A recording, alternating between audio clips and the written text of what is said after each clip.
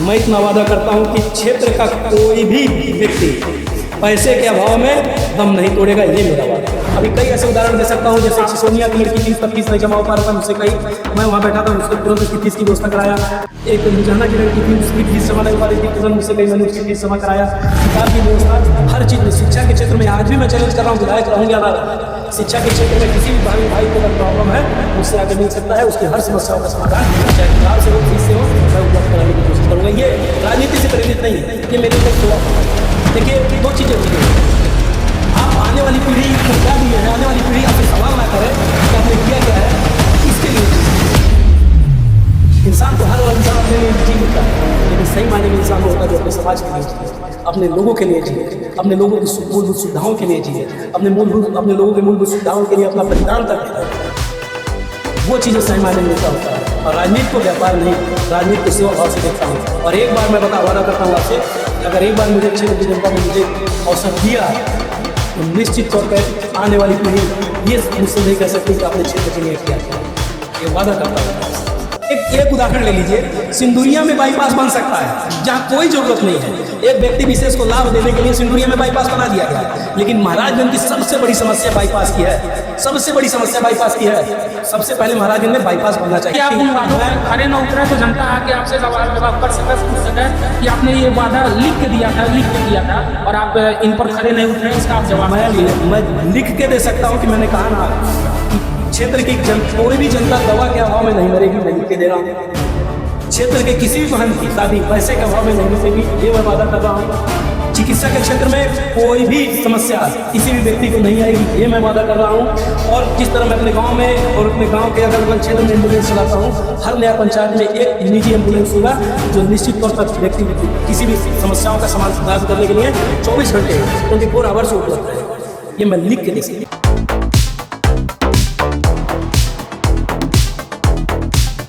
Sir, मैं आपको धन्यवाद देना चाहता हूँ। मेरा नाम सुरेंद्र भारती है। मैं गोरखपुर विश्वविद्यालय से राजनीति में आया। 2006 में समाजवादी पार्टी के समाजवादी छात्र सभा से मैं चुनाव अध्यक्ष का लड़ा, बहुत मामूली वोटों से हारा, लेकिन मेरी 3 टीमें जो हमारी कमेटी थी, तीनों जीती। उपाध्यक्ष मेरा जीता, पुस्तकालय मंत्री मेरा जीता। मैं वहाँ से ही मतलब समाजवादी पार्टी की राजनीति करते आया हूँ। 2007 में भी मैं टिकट मांगा, 2012 में भी टिकट मांगा, नहीं मिला। मैं पार्टी कार्यकर्ता के निष्ठावान कार्यकर्ता के रूप में मैं कार्य किया और दोनों बार हमारे विधायक जीते। और निरंतर मैं समाजवादी पार्टी में सहयोग करते आया हूँ, सेवा करते आया हूँ और जीवन भर करता रहूँगा, क्योंकि हम लोग समाजवादी पार्टी के निष्ठावान कार्यकर्ता हैं। और राजनीति में आने का मेन मकसद मेरा ये है कि आप भी जानते हैं कि वर्तमान परिप्रेक्ष्य में दबे कुचले शोषित दलित वंचितों की आवाज़ को बहुत दबाया जा रहा है। इस सरकार में, इस भ्रष्ट सरकार में दबे कुचले शोषित वंचितों की आवाज़ को दबाई जा रही है। उनकी आवाज़ बनने के लिए मैंने राजनीति में कदम रखा है और उसका एक उदाहरण भी है। मैं निरंतर कई वर्षों से ग्राम सभा का प्रधान हूँ और सामान्य सीट पर मैं चुनाव जीतता हूँ। मेरी बिरादरी की संख्या वहाँ बहुत कम है।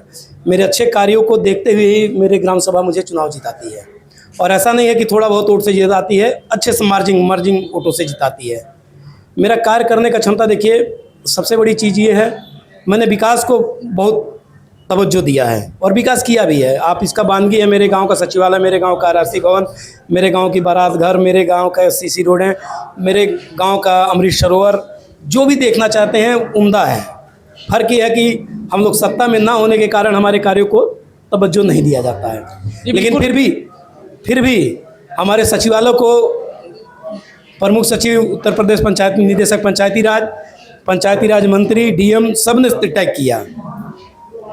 और निश्चित तौर पे जो काम करने की मेरी क्षमता है मैं आपको बताऊंगा, आप मुझसे क्वेश्चन करें, इसके बाद मैं बताता हूं कि मेरी काम करने की क्षमता। आप जैसे कि पेशे से एडवोकेट हैं, तो दबे कुचले वंचित लोगों का आप वर्षों से आवाज़ उठाते रहे हैं और उस पेशे में रह करके हमें लगता है बेहतर तरीके से आप आवाज़ उठा सकते हैं। तो फिर राजनीति में आकर के ऐसा क्यों सोच रहे हैं कि राजनीति में आऊँगा तभी इन लोगों का आवाज़ उठा सकता हूँ? देखिए, अधिवक्ता होना मतलब एक अलग चीज़ें हैं, वो एक सीमित क्षेत्र में हम आवाज़ उठा सकते हैं। राजनीति में आने का मतलब ये है कि क्षेत्र में की जो वास्तविक में शोषित जनता है, दलित जनता है, मतलब गरीब है, पीड़ित है, उनकी आवाज़ राजनीति में आने के बाद ही उठा सकते हैं। क्योंकि देखिए मान्यवर कांसीराम ने कहा था और डॉक्टर बी आर अम्बेडकर ने कहा था, सत्ता वो मास्टर चाबी है जिससे सारे समस्याओं को हल किया जा सके। सदर विधानसभा में आप इस समय की जो सत्तारूढ़ पार्टी है, जो विधायक जी हैं, इनके किन किन कार्यों से आप नाखुश हैं, आप परिवर्तन चाहते हैं?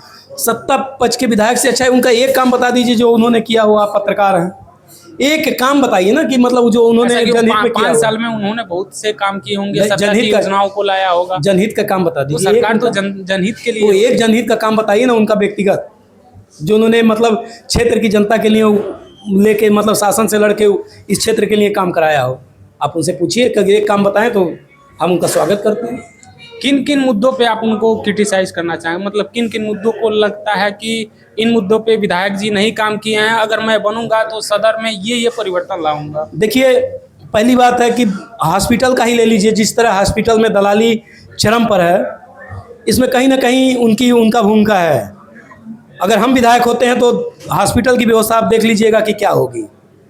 मैं अभी नहीं कहूँगा, मैं बनने के बाद बताऊँगा कि हॉस्टल की व्यवस्था क्या हो सकती है, हॉस्पिटल की व्यवस्था क्या हो सकती है, शिक्षा की व्यवस्था क्या हो सकती है। आप एक बताइए कि मतलब जो भी मुख्य सड़कें हैं, मतलब इनके द्वारा कहीं भी पहल की गई हो? जी बिल्कुल पहल की गई। आप देखेंगे तो पिछले दिनों अभी खबर में आया है कि आप देखेंगे ये गोनरिया बाबू से ये एम्स तक ये इसको यहाँ के ट्रैफिक को डाइवर्ट करने के लिए जो बाहर से गाड़ियाँ आ रही हैं, रिंग रोड बनाया जाएगा। तो सत्ता का ही तो काम है। कब रिंग रोड बना? अभी तो खबर में आया है, बन गया। अभी खबर में आया, खबर में आया है ना, बन गया, बनेगा ना। आप एक उदाहरण ले लीजिए, सिंदुरिया में बाईपास बन सकता है जहां कोई जरूरत नहीं है। एक व्यक्ति विशेष को लाभ देने के लिए सिंदुरिया में बाईपास बना दिया गया, लेकिन महाराजगंज की सबसे बड़ी समस्या बाईपास की है। सबसे बड़ी समस्या बाईपास की है। सबसे पहले महाराजगंज में बाईपास बनना चाहिए था। तो उसके लिए तो यहाँ के बजट पास कर दिया, 10 नोटिफिकेशन आ गया। नोटिफिकेशन कहाँ है, कब आया है? तो पेपर में तो आया पिछले दिनों। कब आया? काम कब शुरू हुआ? दिखाइए तो। तो समय लगता है इसके लिए, सर्वे के लिए। 10 साल से विधायक है ना, 10 साल से विधायक है। कब सर्वे आया है? मतलब 7 बार के सांसद रहे हैं, कब मतलब उन्होंने काम कराया है? जैसा कि आपने कहा कि बहुत दिनों से आप प्रधान जी भी हैं। हाँ। ग्राम सभा के, आपने क्या ऐसा ग्राम सभा में प्रधान जी रहते हुए मॉडल पेश किया है कि आपको लगता है कि आपका एक्सटेंड जो है वो ग्राम सभा से बदल के पूरे सदर विधानसभा में विधायक के तौर पे होना चाहिए? सर, मेरे गांव का मेरा सचिवालय देख लीजिए। सचिवालय को ही हम विकास नहीं मान लीजिए सचिवालय विकास का एक मॉडल है, विकास का लेकिन और क्या उदाहरण पेश किया है? सचिवालय देख लीजिए, लोगों के सुख दुख को देख लीजिए। मेरे ग्राम सभा में मेरी एक गाड़ी एम्बुलेंस है सर, एक गाड़ी मेरी एम्बुलेंस है। पूरे अगर दिल्ली भी जाती है, लखनऊ जाती, बनारस जाती, गोरखपुर हफ्ते में 3 बार जाती है, लेकिन कोई ये नहीं कह सकता कि 1 रुपये सुरेंद्र भारती ने उनसे डीजल लिया है चाहे टोल लिया है। अपने सेवा भाव से उनको भेजता हूँ, उनका इलाज कराता हूँ, उनकी दवा की समुचित व्यवस्था कराता हूँ। हर लड़की की शादी में, मेरे ग्राम सभा में पता कर सकते हैं आप, हर लड़की की शादी में खाने का खर्च सुरेंद्र भारती उठाते हैं, क्योंकि जानते हैं कि गरीब बच्ची है, इसके मतलब 1-1 पैसे का वो शादी में वो होता है। मेरा भी योगदान, ये राजनीति की तरह नहीं करता हूँ, ये मेरे अंदर सेवा करने की जज्बा है। मैं सेवा भाव से वो करता हूँ, राजनीति से कोई प्रेरित नहीं कर सकता, वो सेवा भाव से मैं वो करता हूँ। जैसे कि पिछले सवाल में आपने जवाब जब दिया तो उसमें आप कहें कि सिंदुरिया जो बाईपास बनाया गया है उसमें किसी एक व्यक्ति को लाभ देने के लिए वो बाईपास बनाया गया, वो व्यक्ति कौन है? स्वाभाविक सी बात है, पंकज चौधरी हैं। उन्होंने जो मतलब हरिहरपुर ताल का वो किया है, हरिहरपुर ताल के चलते उसको बाईपास निकाला गया है। आपको मालूम होगा, आप लोग तो बोल नहीं सकते हैं भाई, सत्ता के खिलाफ आप लोग की मतलब किसी पत्रकार की बोलने की क्षमता नहीं है। 1000 पब्लिक सत्ता के खिलाफ धरना प्रदर्शन की, ऐसी बात नहीं, पत्रकारों की ऐसी बात नहीं, सत्ता से लड़ने के सत्ता के खिलाफ बिल्कुल सर, मैं हिम्मत के साथ बोलते हैं। मेरे पास भी प्रूफ है। अभी मैं आपको वीडियो दिखाता हूँ। 1000 पब्लिक ने धरना प्रदर्शन किया था जयमंगल कनौजिया के खिलाफ, लेकिन एक मीडिया, सारी मीडिया वहाँ आई थी, लेकिन एक मीडिया ने खबर चलाया और बता दें। बिल्कुल हो सकता है, मैं न रहूं, मैं रहता हूं, मैं खबर चलाता हूं। ऐसी सत्ता से डरने वाली बात नहीं है। अब ऐसे सभी पत्रकारों को नहीं लपेट सकते हैं, कुछ हो सकते हैं भाई। मेरे नज़र में तो ऐसा बता दीजिए कौन पत्रकार नहीं आया था वहाँ? सारे पत्रकार आए थे, लेकिन किसी ने खबर नहीं चलाया। और इतनी पब्लिक के बाद अब सोच लीजिए, पूरा डीएम कार्यालय पूरा भर गया था महिलाओं से, पुरुषों से, लेकिन कोई भी खबर नहीं चलाया। तो ये चीज़ें हैं कि भाई, पत्रकार मैं नहीं कह सकता हूँ, देश का चौथा स्तंभ है, मीडिया चौथा स्तंभ है, और मीडिया समाज का आईना होता है।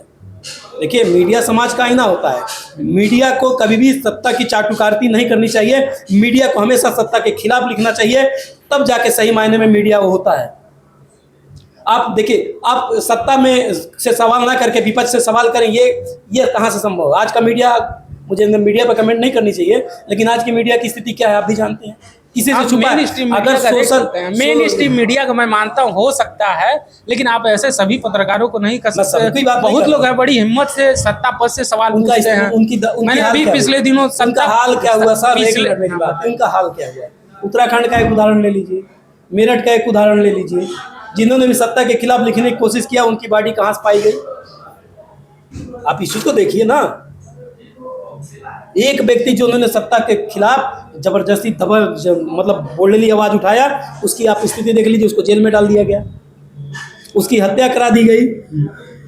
मान लीजिए जैसे कि विपक्ष में आप देखेंगे तो सदन में विपक्ष है, माननीय राहुल गांधी जी हैं, उनके साथ अलग पार्टियां भी हैं, और जो मौजूदा सरकार में है, अगर वो जनहित में कोई काम नहीं करता है, विपक्ष को लगता है कि ये इसका विरोध करना चाहिए, तो वो बिल्कुल खड़े होकर के उसका विरोध करती है। ऐसे में आपके मन में बैठा होगा मैं सदर में विधानसभा के लिए उठूंगा, मतलब कैंडिडेट बनूंगा, तो 5 सालों से आपके अंदर चल रहा होगा या उसके पहले भी प्लानिंग होगी। तो ऐसे में आपको ऐसे विपक्ष के तौर पे मौजूदा विधायक जी के किन कार्यों से नाखुश होकर के जनता के हित के लिए आपने उनका विरोध किया है, धरना प्रदर्शन किया, ऐसा कोई उदाहरण हो तो बहुत से ऐसे उदाहरण है कि जहाँ मतलब सदर विधायक ने पैरवी किया, गलत पैरवी किया, उसका हम लोग ने पुरजोर विरोध करके उसका काम कराया है। बहुत ऐसे उनके विकास की तो बातें नहीं की जा सकती है, क्योंकि आप भी जानते हैं उनके विकास पूरे क्षेत्र में किस तरह दिखाई देता है। विकास पर चर्चा आप खुद कुछ जानते होंगे, पत्रकार हैं आप, आपसे कुछ छुपा नहीं है। लेकिन उन्होंने सिर्फ एक काम किया, अपने लोगों को लाभ देने के लिए, चाहे वो गलत हो चाहे सही, किसी भी परिस्थिति में हो, शासन सत्ता पर दबाव बनाकर उनके लिए लड़ा। लेकिन एक गरीब की हक की बात उन्होंने कहीं उठाई हो, एक किसी मतलब मरीज के इलाज के लिए उन्होंने अपना वो मतलब योगदान दिया हो? ऐसा नहीं है। जनता दरबार तो वो चलाते हैं, जनता दरबार चलाते हैं, डेली मदद करते हैं ना, जनता दरबार चलाते हैं। वही तरह पूछिए एक उदाहरण उनसे, जनता दरबार चलाते हैं, मैं से पूछिए, मैं 50 उदाहरण देता हूँ मैंने कितना मदद किया है। आप सदर की समस्याओं को बताइए, मतलब सदर में आपको क्या समस्या लगता है, क्या क्या समस्या, जैसे हेल्थ का, एजुकेशन का, इन सब फील्ड में किन गांव में आप समस्या देखते हैं, किस एरिया में आप समस्या देखते हैं, उसमें क्या बदलाव करेंगे, आपका मैनिफेस्टो क्या होगा, ये सब बताइए। देखिए, सदर की बात कर रहे हैं तो सदर में बहुत सी सारी समस्या है। पहला महाराजगंज जनपद का बाईपास, आप जो कह रहे हैं कि हो गया है, तो अगर हो गया बहुत बहुत धन्यवाद। सबसे बड़ी समस्या महाराजगंज जनपद की बाईपास की समस्या थी। बाईपास बनता है तो निश्चित तौर पे बहुत सी मतलब जामों की स्थिति खत्म हो जाएगी, समय का बचेगा। दूसरा सबसे बड़ी चीज़ होती है चिकित्सा। चिकित्सा के क्षेत्र की सुधार इसलिए ज़रूरी है क्योंकि यहाँ के मरीजों के सही समुचित इलाज ना होने के कारण गोरखपुर जाना पड़ता है, बाहर जाना पड़ता है। चिकित्सा की सुरक्षा मतलब व्यवस्था दुरुस्त करने के लिए इस पर मैं कार्य करूंगा, और निश्चित तौर पर आने वाले समय में अगर महाराजगंज 318 की जनता मुझे आशीर्वाद के तौर पर देती है तो मैंने जिस तरह से क्षेत्र के लोगों के लिए चिकित्सा के क्षेत्र में मैंने काम किया है, निश्चित तौर पर मैं इतना वादा करता हूँ कि क्षेत्र का कोई भी व्यक्ति पैसे के अभाव में दम नहीं तोड़ेगा, ये मेरा वादा है। आपको सदर के क्षेत्र में आपकी जनता के बीच आपका सबसे बड़ा ताकत क्या लगता है? मेरी सबसे बड़ी ताकत मेरी एक पहचान है, मेरी जनता के बीच में लोगों के साथ सेवा भाव है। आज भी मैं इतना वादा करता हूँ और पूरा क्षेत्र जानता है, अगर सुरेंद्र भारती एक आह्वान करते हैं तो 1000 आदमी मेरे लिए खड़े हो जाते हैं। उसी तरह ही खड़े होते हैं, इसलिए खड़े होते हैं कि मैंने उनके लिए कुछ किया है। देखिए, बिना कुछ किए आपके लिए कोई खड़ा नहीं होने वाला है, इसलिए खड़े होते हैं। और मैं निस्वार्थ भाव से 24 घंटे 24 आवर मेरा मोबाइल चालू रहता है। 12 बजे रात को क्या 1 बजे रात को भी जब भी किसी भी क्षेत्र में ज़रूरत पड़ी है चिकित्सा के, चाहे उसमें मैं ये नहीं देखा हूँ कि 12 बज रहा है कि 1 बज रहा है, मैं तुरंत उनको मैं त्वरित मतलब कार्रवाई करवा कर उनकी समुचित व्यवस्था उपलब्ध कराने की कोशिश करता हूँ। आपने हर मुद्दे पर बात की, हर पार्टी चुनाव में आती है तो बड़े बड़े वादे करती है। इसमें आपने कही है कि मतलब आप जीतेंगे तो परिवर्तन करेंगे, लेकिन आपने एक पॉइंट छोड़ दिया है कि यहाँ जो महाराजगंज का है, यहाँ रोजगार के लोग बहुत पलायन करते हैं। देखिए, उस पर आपकी पार्टी और आप देखिए हमारा सबसे स्टैंड क्या होगा? महाराजगंज जनपद कृषि बहुल क्षेत्र है। जी बिल्कुल, कृषि बहुल क्षेत्र है, और यहाँ पर अगर हम जीतते हैं तो निश्चित तौर पर एक चीज़ बता दें आपसे कृषि से संबंधित एक विश्वविद्यालय, चाहे विद्यालय की वो होगी, जब कृषि से पढ़ा लिखा व्यक्ति कृषि करेगा टेक्निकल के क्षेत्र में, क्योंकि महाराजगंज की मिट्टी सोना उगलती है, इस चीज़ को जान लीजिएगा। पूरे भारत में सबसे उपजाऊ मिट्टी महाराजगंज जनपद की है, इससे कोई मतलब वो नहीं कर सकता। अगर यहाँ पर कृषि से संबंधित कोई उद्योग स्थापित होगा तो पलायन की समस्याएं रुकेंगी, लोग खाड़ी देशों में नहीं जाएंगे, दिल्ली नहीं जाएंगे, मुंबई नहीं जाएंगे, बेंगलोर नहीं जाएंगे, यहाँ उनको रोजगार सुनिश्चित होगा और अपने हर खेतों में वो लोग अपने रोजगार पर मतलब खेती करेंगे तो उनके आय के स्रोत बढ़ेंगे और उनका विकास होगा। राजगंज में 7 बार से सांसद जी पंकज चौधरी जी हैं, वैसे में 7 बार में अगर वो रोजगार की स्थिति नहीं सुधार पाए हैं, लोग अभी भी प्लान कर रहे हैं, तो ऐसे में आप एमएलए के सीट पर बैठे हुए कैसे सुधार कर पाएंगे? सर एमएलए बहुत बड़ी चीज। और एक चीज और बताइए कि एमएलए का पावर क्या होता है, वो क्या क्या बदलाव कर सकते हैं? एमएलए एक माननीय है जी और एमएलए का असीम पावर है अपने क्षेत्र के लिए। वो उसके पास इतनी पावर है कि विधानसभा में अपनी क्षेत्र के लोगों की आवाज़ उठा के और उनके हक की लड़ाई के लिए मतलब उनका शासनादेश पारित करा सकता है, उनके हक की। विधायक के पास असीम पावर है और 7 बार से पंकज चौधरी रहे हैं तो उन्होंने अपने क्षेत्र की चुना। उन्होंने कंपनी खोली नोएडा में, उन्होंने कंपनी खोला नैनीताल में। ये क्षेत्र की जनता इंटरव्यू किया था लल्ला भैया का, उन्होंने बताया क्षेत्र की जनता से उनसे लेना देना क्या है भाई? वो तो धर्म के नाम पर चुनाव जीतते हैं। ये तो बहुत बड़ी बात आप कर रहे हैं। तो धर्म के नाम पर हिंदू मुस्लिम करके लोग भाजपा चुनाव में आती है। और जिस दिन धर्म, देखिए भाजपा के पास 3 मुद्दा है, अगर 3 मुद्दा खत्म हो जाए तो उन धरातल पे आ जाएंगी। हिंदू मुस्लिम, इंडिया पाकिस्तान और इंडिया पाकिस्तान, ये सब मुद्दे अगर हटा दिए जाए तो निश्चित तौर पर उनके पास कोई विजन नहीं है। एक कारण बता दीजिए कि देश हित में उन्होंने काम कोई किया हो। भाजपा मोदी जी है, एक काम बताइए जो देश हित में किया। जो भी फीता उन्होंने काटा है पूर्व के प्रधानमंत्रियों का काटा है। और आज की स्थिति देख लीजिए, हेल गेल सेल, कोई कंपनी बची है? एयरपोर्ट बचा है, रेल बची है, सारे प्राइवेटाइजेशन। उसका सबसे बड़ा कारण है कि वो संविधान बदलना चाहते हैं। ये संविधान बदलना चाहते हैं, संविधान बदलने के बाद ये सारा प्राइवेटाइजेशन कराना चाहते हैं। प्राइवेटाइजेशन कराने के बाद आरक्षण की व्यवस्था खत्म हो जाए, किसी व्यक्ति को उससे उसका लाभ ना मिल पाए, क्योंकि ये चाहते हैं, क्योंकि ये भाजपा उससे चलती नहीं, संघ से चलती है।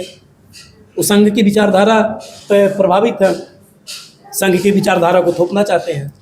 आप माननीय योगी आदित्यनाथ जी का कार्यकाल कैसे देखते हैं, जो 2017 के बाद से अभी लगातार कार्यकाल में बने हुए हैं, और उनके द्वारा किए गए विकास कार्यों को और उनके कार्यकाल को आप कैसे देखते हैं?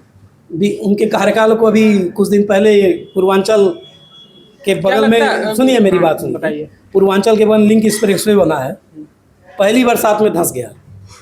आज भी जाके देख लीजिए उसकी स्थिति क्या है। और भारत का सबसे महंगा 90 किलोमीटर का टोल है, 90 किलोमीटर का भारत का सबसे महंगा टोल 290 रुपये लगता है, पहला विकास। दूसरा कानपुर का वो देख लीजिए, कानपुर की रोडें देख लीजिए, जिसको मतलब उनको पंखे से सुखाना पड़ता है। गंगा एक्सप्रेसवे देख लीजिए, एक वो चीज़ बताइए ना। और हमारे राष्ट्रीय अध्यक्ष अखिलेश यादव का आगरा एक्सप्रेसवे देख लीजिए, भारत का टॉप मोस्ट मतलब एक्सप्रेसवे में है और सबसे कम लागत में मतलब वो एक्सप्रेसवे बनाया गया है। ये 90 किलोमीटर का एक्सप्रेसवे 7,000 करोड़ की लागत से बनाया गया है। वो भी 2 लेन है, एक्सप्रेसवे नाम दिया गया है 2 लेन है, 6 लेन नहीं है, 2 लेन है, लेकिन उसको लिंक एक्सप्रेसवे के नाम से वो किया गया। और पहली बरसात 20 जून को उन्होंने उद्घाटन किया और पहली ही बरसात में उसकी रोटें धंस गई। ये योगी जी का विकास है। योगी जी ने विकास के लिए पैसा अलॉट किया होगा, टेंडर निकाला होगा, उसके बाद वो ठेकेदार के पास गया होगा। ऐसे में ठेकेदार को काम मिला होगा, ठेकेदार उसमें भ्रष्टाचार किया है और ठेकेदार के भ्रष्टाचार के लिए जिम्मेदारी पार्टी को आप जिम्मेदार कौन है? आप अपने घर के मुखिया हैं जी, मुखिया हैं। आपके घर का अगर कोई व्यक्ति गलत काम करता है तो जिम्मेदारी किसकी बनती है? जिम्मेदारी उनके ऊपर बन रही है तो उसके कार्रवाई भी कर रहे हैं। दोबारा रोड को रिपेयरिंग कार्रवाई किसके? दोबारा रोड की रिपेयरिंग। ये चीजें हैं कि आप मतलब इसको थूक के चाटना कहते हैं, इसको डायरेक्ट में थूक के चाटना कहते हैं। आप रिपेयरिंग की बात कर रहे हैं, 1 साल चला नहीं। अभी आपने कानपुर एक्सप्रेसवे का उद्घाटन किया, 20 दिन में टूट गया। अब क्या उस पर करेंगे? और उस एक्सप्रेसवे की लागत पता कर लीजिए आप। लास्ट राउंड में चलते हैं कि जैसे सदर विधानसभा पे आते हैं। सदर विधानसभा पे आपका विजन क्या है? आप आमूलचूल परिवर्तन आपकी पार्टी और आपके होते हुए क्या होना चाहता है? क्योंकि पिछले सरकारों ने भी विकास का वादा किया है और विकास आप देखते हैं, और माना यह भी जाता है, लोग कहते हैं, जैसे कि एक र्यूमर ही है कि जैसे एक विधायक यदि बन जाते हैं तो उनके पास माता लक्ष्मी की और कुबेर की चाबी पहुंच जाती है, और वो चुनाव के पहले जो एफिडेविट जमा होती है उसमें तो कहते हैं मैं बहुत गरीब परिवार से हूँ, और उसके बाद उनकी मॉल्स बन जाती है, स्कूलें दो दो बन जाती हैं, और ये सब चीज़ें हो जाती हैं, तो हर कोई उस चाबी को पाना चाहता है। इसको आप कैसे देखना चाहते हैं? देखिए, मतलब सबको तुलना में मत तौलिए। जी सबको अगर एक तराजू में तोलेंगे तो हमारे आलम बदी साहब भी हैं, आजमगढ़ के विधायक हैं, आज भी वो साइकिल से चलते ईमानदारी की मिसाल है। दुर्गा प्रसाद यादव हैं, उनको देख लीजिए। ऐसे मैं 50 उदाहरण समाजवादी पार्टी के विधायकों का दूंगा जिनकी ईमानदारी और उसकी नेक नीति 10-10 बार विधायक बनाती है।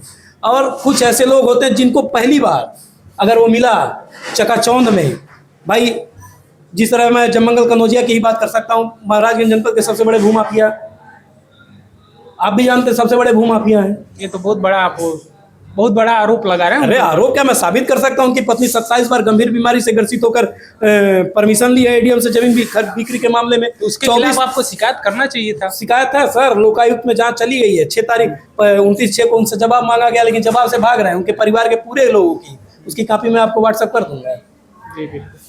उसकी कॉपी मैं व्हाट्सअप कर दूंगा। और दूसरा मामला देख लीजिए जयमंगल कनौजिया जी का, अगर वो सही मायने में अगर लड़ लिया जाए तो उनकी विधायकी शून्य हो जाएगी। तो लड़ना चाहिए। आप मतलब लड़ा क्या है सर, उनके विजिलेंस की जांच उनके खिलाफ जा चुकी है, अब सत्ता में है। देखिए, कानून से बड़ा धरती पे कोई होता नहीं है। मैं इतना चीज बता दूं, कानून से बड़ा धरती पे कोई नहीं है। एक कानून की गिरफ्त में सबको आना है। उससे ना मुख्यमंत्री बचे हैं ना गृह मंत्री बचे हैं देश के, उनको भी जेल जाना पड़ा है।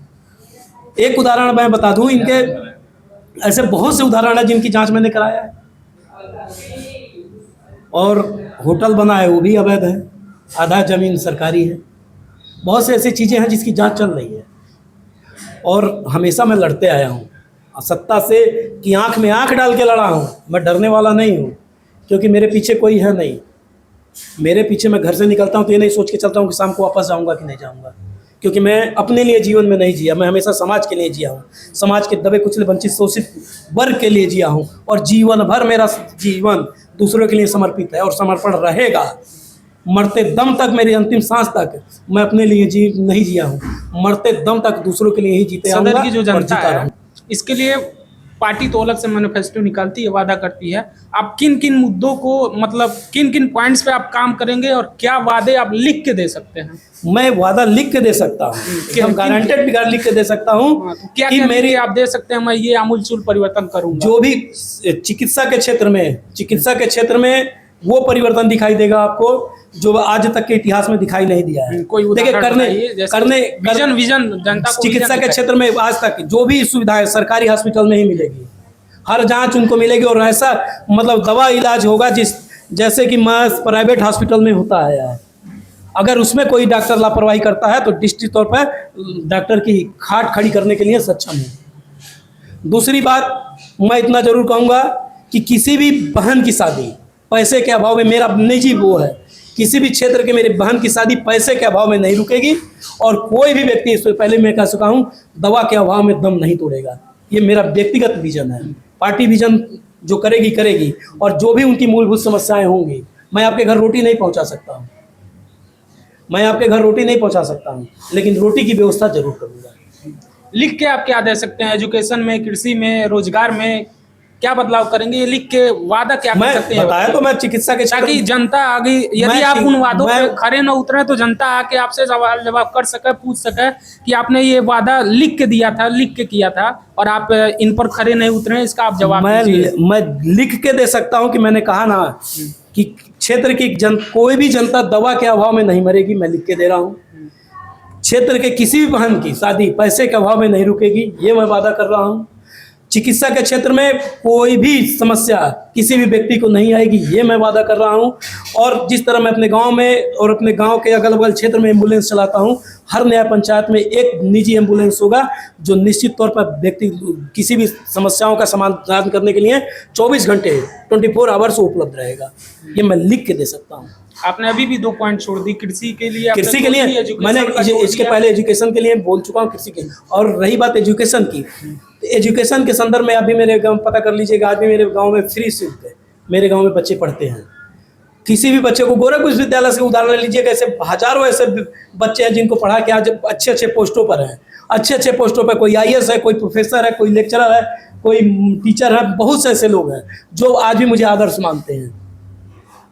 मैंने उनके लिए किया है अपने क्षेत्र में, चाहे किसी भी बच्चे की। अभी कई ऐसे उदाहरण दे सकता हूं, जैसे एक सिसवनिया की लड़की थी, उसका फीस नहीं जमा हो पा रहा था, मुझसे कही, मैं वहां बैठा था, उसके तुरंत उसकी फीस की व्यवस्था कराया।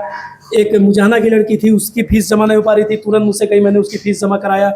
किताब की व्यवस्था, हर चीज़ में। शिक्षा के क्षेत्र में आज भी मैं चैलेंज कर रहा हूँ, विधायक रहूँ या ना रहूँ, शिक्षा के क्षेत्र में किसी भी बहन भाई को अगर प्रॉब्लम है, मुझसे आके मिल सकता है। उसकी हर समस्याओं का समाधान, चाहे किताब से हो, फीस से हो, मैं उपलब्ध कराने की कोशिश करूंगा। ये राजनीति से प्रेरित नहीं है, ये मेरे अंदर सेवा भाव है। देखिए, 2 चीज़ें होती है, आप आने वाली पीढ़ी को क्या दिए हैं, आने वाली पीढ़ी आपसे सवाल ना करे कि आपने किया क्या है, तो इसके लिए जीजिए। इंसान तो हर इंसान अपने लिए जी लेता है, लेकिन सही मायने में इंसान वो होता है जो अपने समाज के लिए जी ले, अपने लोगों के लिए जी ले, अपने लोगों की मूलभूत सुविधाओं के लिए जी ले, अपने लोगों के मूलभूत सुविधाओं के लिए अपना बलिदान तक दे दे।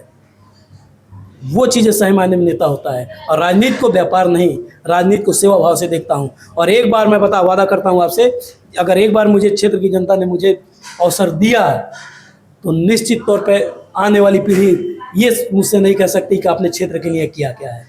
ये वादा करता हूँ मैं आपसे। चलिए, इस इंटरव्यू को यहीं पर ख़त्म करते हैं। नमस्कार, आप देख रहे हैं सलार टीवी, मैं हूं आपके साथ अरुण कुमार, और हमारे साथ ये सुरेंद्र भारती जी थे, जो कि सपा से आने वाले दिनों में अगर पार्टी इन पे विश्वास दिखाती है तो कैंडिडेट बनेंगे। खैर, आपकी प्रतिक्रिया क्या है इस विषय पर, और इनसे आप सवाल जवाब क्या करना चाहेंगे, आप कमेंट बॉक्स खुला पड़ा है, अपनी प्रतिक्रिया दे सकते हैं। धन्यवाद।